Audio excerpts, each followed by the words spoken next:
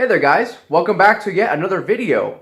So tonight I want to talk about the OEM CCV valve, which we have right here. Recognize this guy? This little guy caused a lot of grief throughout the M54 engine and the M52TU engines. Now I'm going to discuss why I favor this system, what is so ingenious about it. We'll also discuss its longevity. And we'll also discuss people who decide to bypass this with not very ideal methods. So let's get right into it. Okay, so here is a CCV with all of its OEM hosing. This hose here will run to your valve cover, as you guys know. We also have the vacuum supply line leaving the CCV, and then it runs up to the vacuum distribution rail, which is right here. Here's that hose, same thing as this.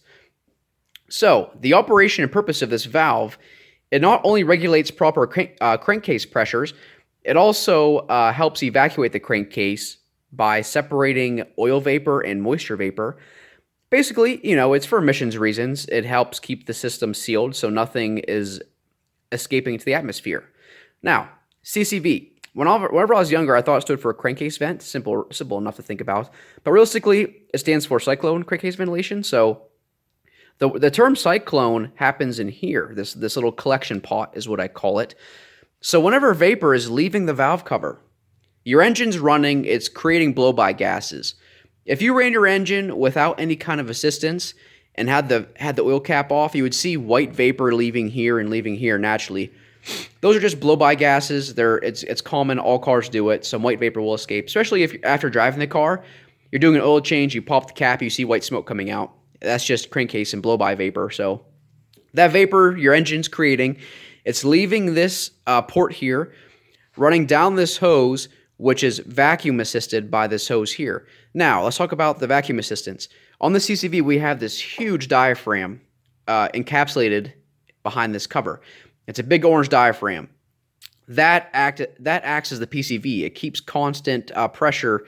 It keeps the constant appropriate pressure applied to the crankcase, no matter the RPM range, whether it be wide open throttle, idling, or just simply cruising on the highway. So, vapor is going to be drawn through it. It's going to run down this hose. Now, the term cyclone, there's actually rifling, or there's spiral patterns inside of this pot right here, and those vapors are spinning fast through vacuum before they come up through here. They're in here spinning.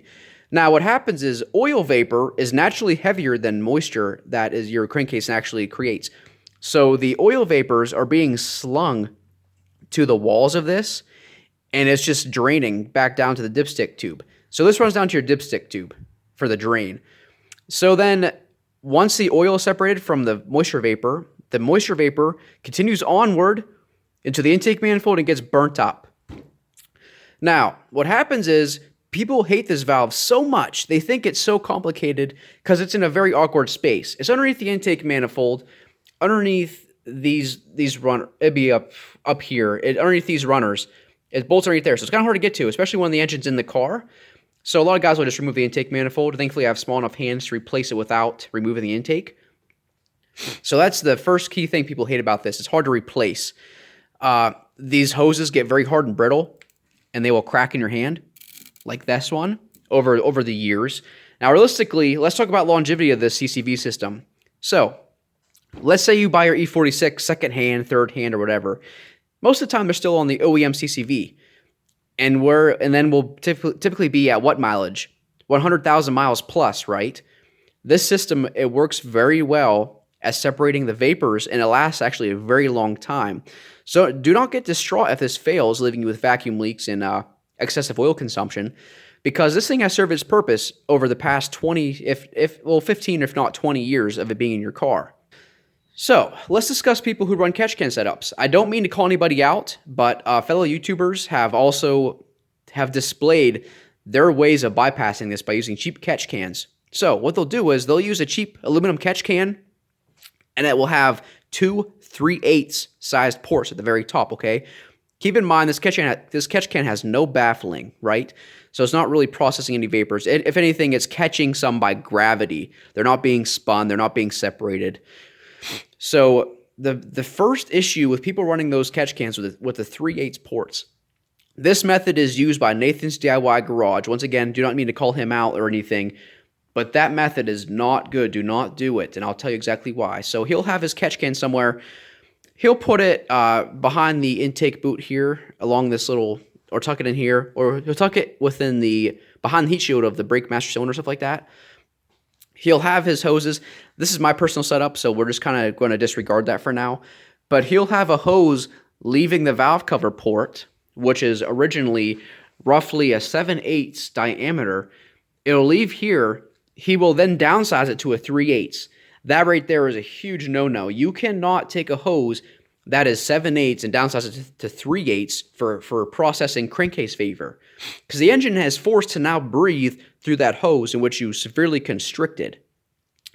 So once that's reduced into the catch can, he then takes the outlet side and runs it directly to a vacuum source at the back of the intake manifold.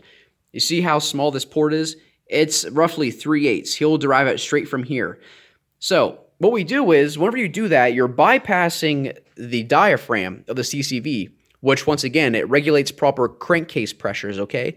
So whenever you bypass this and put a catch can straight to vacuum, which originally is used at a port that is almost 5/8, much bigger. See how big that port is compared to this? So he's now downsizing not only from 7/8 to 3/8, but roughly 5/8 to 3/8. Once again, the engine is forced to breathe through that as it has no other outlets. This results in excessive crankcase pressure, especially at wide open throttle, because whenever your engine is creating the most vacuum is at idle and deceleration. So whenever you're hitting the throttle really hard, or whenever you're flooring it, you know, whatever you guys will say, putting it to the wood, there's a bunch of common terms used. Whenever you're fully accelerating with your engine, that is when the most minimal amount of vacuum is present in the intake manifold. I'll say it again. Whenever you're driving your car very hard and giving it full throttle, wide open throttle, also known as WOT, there is little to no vacuum within the intake manifold. So what's happening is the engine's working very hard, right, during wide open throttle. It's producing extra vapor at this point. It is then trying to process through a hose you constricted into a can, has to leave the can, and then it's going to go back to this port back here, which is your only assistance at this point. And during wide open throttle, like I said, there's going to be little to no vacuum right here. So you're going to get a lot of pressure built up in this can from a lot of vapors just holding in this can. It's going to cause havoc. It's going to cause a lot of pressure in your crankcase during wide open throttle. I remember seeing a comment in one of his videos. This guy, he's like, "Nathan, you simp," or something like. What did he say? No, he's like, "Nathan, you muppet, doing your method blew up my rear main seal." It will do that because whenever you're driving your car hard, like I'm saying, those gases are not being evacuated. They're not being assisted. They're not being combusted because during WOT, there's no vacuum here. So you're not drawing any vapor out. It's just staying in those lines, in those cans. It's backing up inside your crankcase.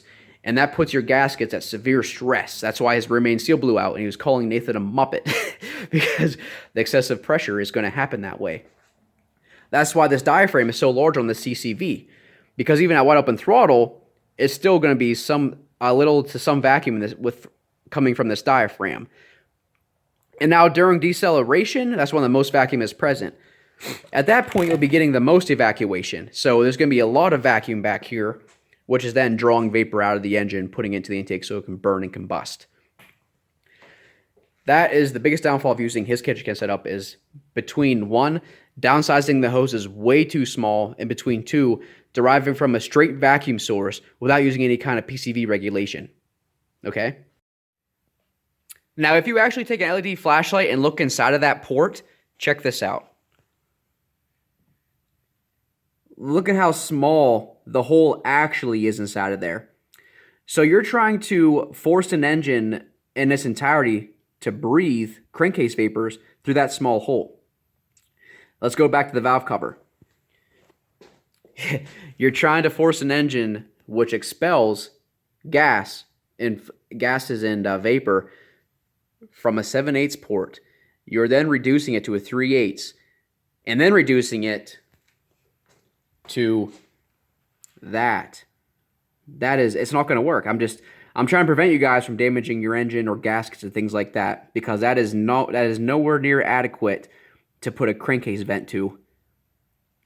Now we're going to jump to one of my favorite personal YouTubers is 50's Kid. Very smart guy. I love his videos. He's very intelligent. He knows what he's doing. He knows how to take videos and all that stuff. Really great guy. He did the same thing as Nathan's DIY Garage, but he found errors in the system. He's found ways to make it work, things like that. Well, not in entirety. He himself has went back to his stock CCV because he realized the system is not adequate for these engines. He does the same thing at first. He does Nathan's method. He downsizes this 7/8 port to a 3/8 to the catch can. He finds the catch can has multiple leak points because it's not vacuum sealed. The gaskets they come with are trash. There's a little sight glass on the side of them. They don't seal up with vacuum. So he's running this catch can. He fixes all those problems, puts it on the car. And then what I don't like is he actually took the bottom of the can and he was trying to mimic the stock CCV. Okay, so he added his own drain to this bottom of this catch can and put it back to the dipstick tube, like where this originally goes. Whenever you drain a catch can back to your crankcase, it is not going to act the same way as a CCV, because once again, we have the cyclone action in here. Those vapors are spinning. An aluminum can without any baffling or any rifling or anything is not going to spin those vapors to do the separation. So whenever you drain that catch can back to your oil pan, you are destroying the purpose of a catch can. It is to catch things, not to separate things. So you are draining straight water vapor and moisture back into your engine. What this is designed to process and burn off. And it's also designed, I keep saying, to drain the oil back, not any excessive moisture.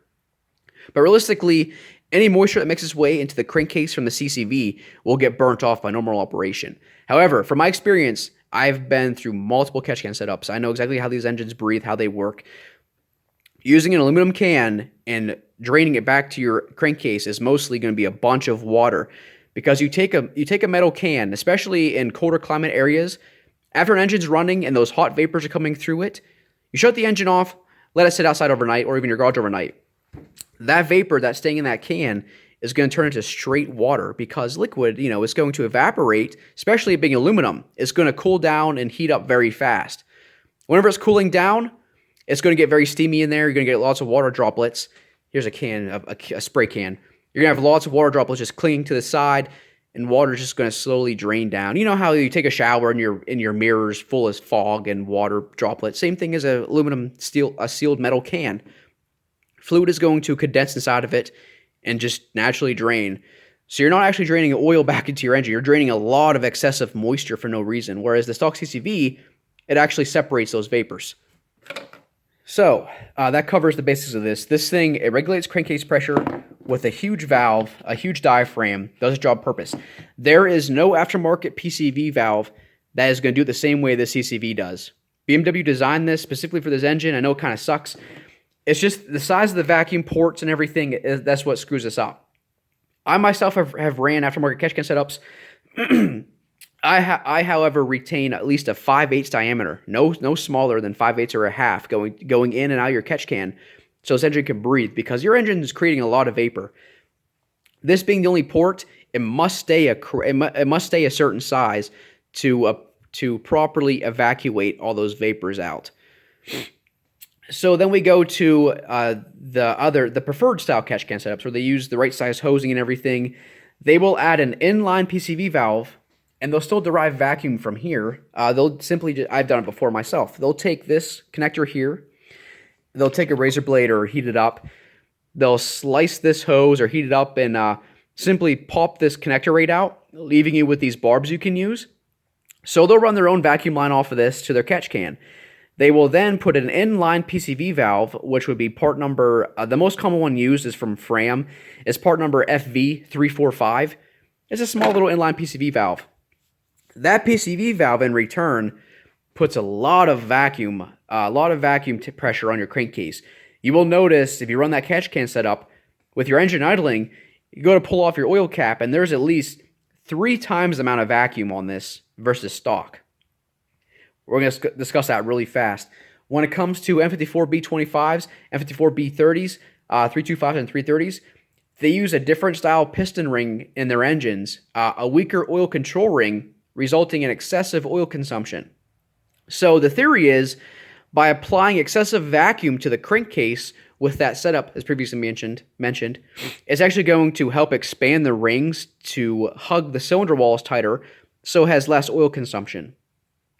That is true. It does work for the most part, but I see more oftentimes than not people constantly blowing out valve cover gaskets because of the excessive vacuum. What I've personally done on a 325 engine was do what's called a O2 pilot mod, whereas you have a stock CCV. You have this little vacuum port right here, which is utilized on the M52TU cars, 323s and 328s for fuel pressure regulator vacuum. On 325s and 330s, this will simply be capped off. So what guys will do with the M54 engines, since this isn't being used for anything, they'll take the cap off, they'll run a vacuum line directly from this back here to one of these ports. So they'll use the OEM CCV system and run a vacuum line from one of these ports straight to the CCV, also resulting in increased vacuum. I'd say probably almost double the amount in the crankcase. I've seen that have great results for people when it comes to oil consumption, running the O2 pilot mod. But realistically, when it comes to those engines, you may just have to live with the oil consumption and just run the stock CCV. That's going to be the most effective method. That or run the O2 pilot mod, like I'm saying. It does work. Another thing you could try to do is, since those oil control rings are weak, I've seen time and time again the compression to be very low on cylinders throughout the M54s because they get gunked up and they stick, and they're not properly scraping the cylinders of the oil like they're supposed to be. So what you can do is you can do what I call heat soaking your cylinders. You can buy an upper cylinder cleaner from AC Delco. It's a great product. It's kind of expensive, but it works very well. So what you do is, after running your engine one day, bring it to the garage or outside, whatever, pull out your spark plugs, and you're going to put this cleaner directly into the cylinders, okay? Directly into the cylinders.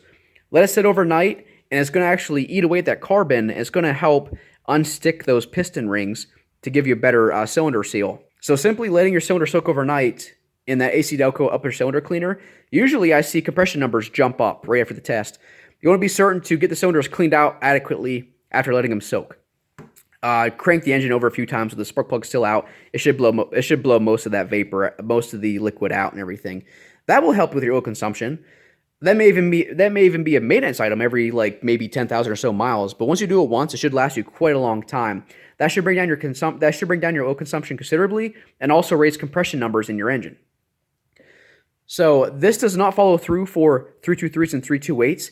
They naturally have a stronger oil control ring. They don't see nearly the amount of oil consumption as the 325s and 330s do because of the different piston oil control rings. Everything I tell you is the truth from testing different setups myself. If it's a daily driver, I can't stress it enough. Stock CCV is where it's at. If you have excessive oil consumption, your engine's fully sealed, try the O2 pilot mod, and try heat soaking your cylinders with the upper cylinder cleaner, and then do a compression test before and after. You should see awesome results if you do that. 323s and 328s, you should be fine the way you are. Your oil control rings are totally fine. Just replace your CCV. Do not do the cheap catch can setups. If your car is a track purpose car, venting to atmosphere is totally fine, unless you have your own personal setup. But this is just through the years of me working on these cars and everything. From what I discovered, I'm trying to help you guys out. The stock CCV is not a piece of junk. Funny story is, when I was younger, I used to take these out and take a hammer and just smash them because they suck to replace. Like all that hard work. I hate this freaking valve. I would smash on the ground to be funny for a video. But now that I'm older and realize how this thing actually works, this thing is it's awesome. It's a cool little valve. It's a badass setup. It's really cool. BMW did a great job designing this. It is not going to last forever, so don't get mad if it breaks on you at 100 or so thousand plus miles. Just buy an OEM or an OEM equivalent kit, replace all the hoses, including the drain to the dipstick, and this will last you another 100,000 miles easy, maintenance-free, no manual, no draining a catch can, none of that. This setup is great. Okay, I also want to talk about failures. Whenever this system fails, whether it be the hoses cracking or breaking, giving you lean codes, whether this drain pipe is cracking, leaking oil, The most worst failure you can happen with this is the diaphragm. You can kind of see it peeking in there. It's orange. Whenever the diaphragm rips on the CCV, it's going to put full vacuum to your return pipe. And the part inside of the dipstick tube that goes to sits below the oil level. So whenever that diaphragm rips and this sees full vacuum down here, it becomes a legit drinking straw for oil. It's going to put oil directly into your intake manifold, and it's going to smoke like crazy at the tailpipe, like a huge white clouds of smoke, because it's burning oil. So when that happens, usually the diaphragm in here is ripped. That's the biggest thing to look out for. The symptoms are easily diagnosable, but if your car is smoking like crazy upon startup, it's probably because your diaphragm has ruptured and is putting full vacuum to your dipstick tube. But other than that, between those couple failures, the system is solid and will last you years on end, 100,000 miles easy, even longer at times. You can also upgrade to the cold climate version. I don't see any benefit in that. The installation on the hoses doesn't really do anything, honestly. Just your typical replacement with a full hose kit, OEM or OEM equivalent, it should last you a long ass time because it works great for what it is. Well, that was a fun video to explain about and everything. My voice is a little scratchy now. I'm kind of fluster-brained here. I'm trying to think what I'm trying to say. That was a very fun video to shoot. I'm happy to give you guys any kind of education you may need for the CCV. It's a very big discussion for me because seeing these people hate it so much and them trying to bypass it in these crazy ways that don't work, that is why. Is because that diaphragm is designed to regulate your pressures throughout all the RPM ranges. It is complicated at first until you actually learn about it. It's just a really cool system. And I favor it over anything, really, unless you're a track car, turbo. Obviously, there's going to be some stipulations there. But when it comes to a daily commuter, a daily driver car you hop in every day to take to work, the stock CCV is the way to go. And once again, if you're having problems with excessive oil consumption on your M54, 325, or 330, try to go ahead and try to heat soak your cylinders using that cleaner. Just try it. Do a compression test before and after. You should see amazing results. It should also lessen your oil consumption. If that fails, then do an O2 pilot mod. This port right there to a straight vacuum at the back of the intake manifold.